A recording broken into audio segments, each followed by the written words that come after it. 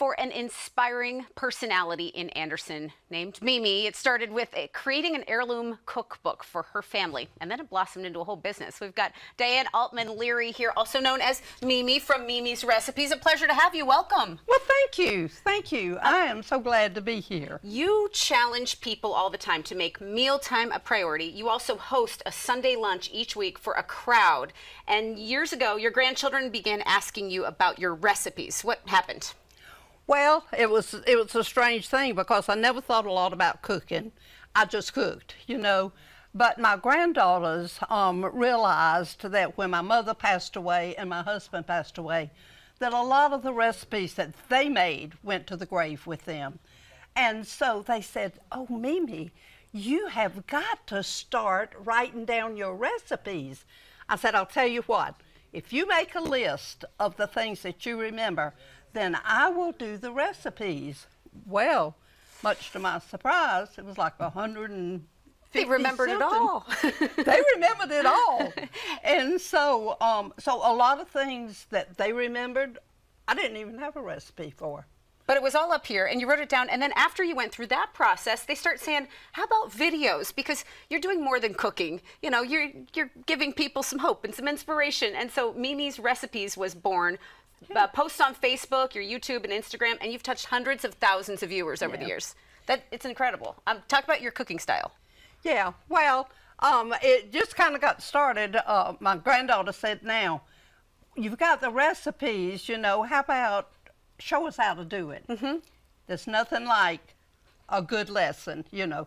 So I said, "Okay, all right." So we started, you know, and I made a couple of videos, and just very... People loved them. Yeah, and so my granddaughters, their friends decided that they wanted to see the videos too. So they started sharing them with them, and then it just went from there. I'm going to admit, people were starstruck when you came in. Chris Scott said, "I know her. I see her videos." You know, you did a week of recipes and videos on Jello salad. You called it Congealed Salad Week. We thought that was fun. Comments were kind of epic, and you're going to teach us one today. I am, yeah. You know, congealed salads is something that just kind of comes and goes.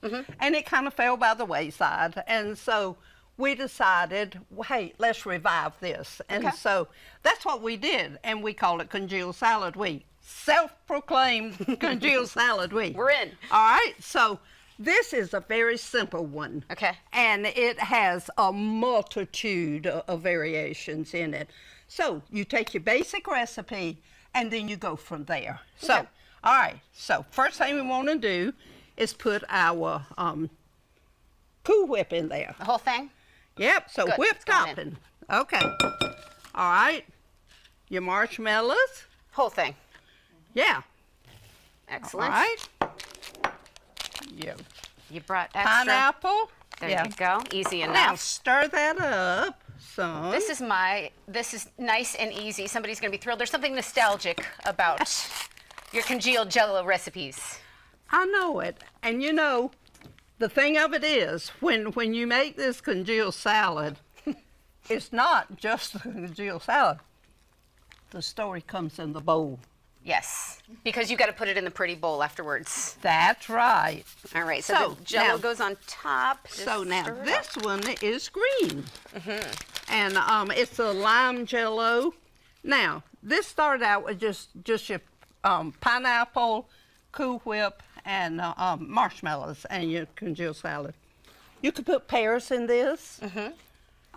You could put any kind of fruit you wanted to in it, you know. And we didn't spend any time doing that, but people are going to be wowed at how simple and wonderful that is. They haven't had that in a while. And you know, it's a wonderful addition to a meal because I know on Sunday morning when I'm cooking, I'm thinking, oh, I need one more thing. One more thing. Oh, it's going to be one more thing with that crowd. Mimi's Kitchen is where meals and memories are made. You talk about your mission and what do you hope people take away from watching you in the kitchen and learning recipes? Well, you know, I really hope that they catch a bit of my joy, because joy is something that we carry with us everywhere we go.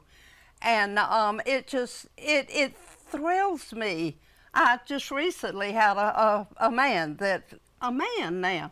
He said, "I know you think most of your followers are ladies." He said, "But You know, we have a lot of men that follow you too. He said, but I just want to tell you, I have gotten back involved in my church simply because I see the joy that you have. That's what I want people to see. Not necessarily the cooking, which gives me the avenue to share that. Now, but they see that joy and they want that same joy for themselves. That's right. Now, look at that. Wouldn't you just be thrilled to put that on your Sunday buffet? That actually has strawberries in it. And it's your basic recipe, just with fresh strawberries in it. You are Just joy. Complete, yeah. This was so cool to meet you in person. And how surprised were you at how this took off? A lot of people post some videos online and some people like them, but to have the reaction you've had, did people connect with you?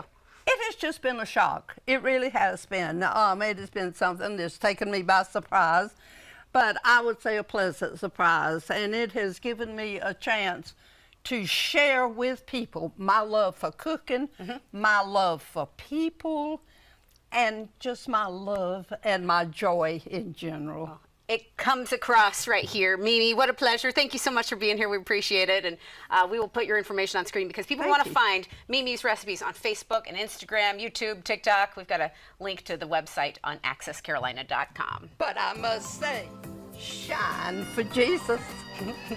Love it. Thank you so much. And there's more to come on Access.